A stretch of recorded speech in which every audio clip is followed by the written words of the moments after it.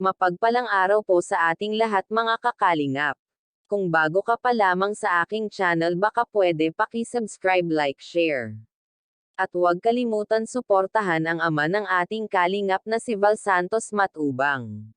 At darabahay nito malapit nang matapos ang bilis lang mga kakalingap ng paggawa nangangalahati na agad mga kakalingap. Pinapabilis talaga mga kakalingap ni Kuya Rab ang bahay ni Dara para makalipat na agad ito. At kasama ni Kuya Rab sina Rozan at Joy para dalawin mangga kakalingap si Dara. At kitang-kita natin na close na talaga silang tatlo. Napakaganda mga kakalingap ng bahay ni Dara at ang laki nito kahit di pa tapos kitang-kita na maganda ang kinalalabasan nito.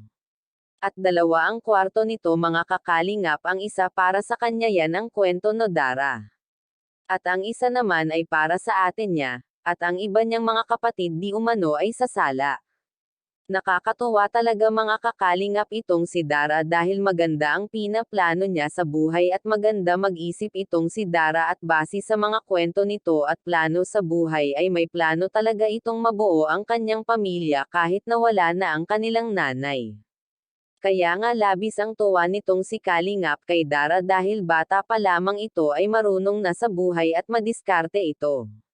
Daig pa mag-isip ang pamilyadong tao. Kuya Rab pinalakihan ang dirty kitchen ni Dara dahil mahilig daw ito magloto-loto.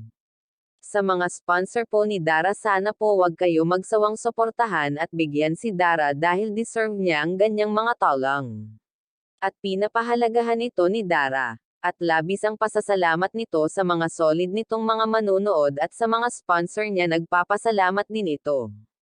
Di maalis kay Dara ang magpasalamat sa inyo dahil napakabuti ng kalooban nitong si Dara, kaya wag po natin kalimutan si Kuya Rab at lalo na ang ama nito na si Val Santos Matubang dahil sa kanya po nagsimula ang lahat. Wag po kayo magsawang manood ng aking mga upload para updated sa lahat ng video ni Kuya Rab. Maraming salamat po sa panonood, hanggang sa muli.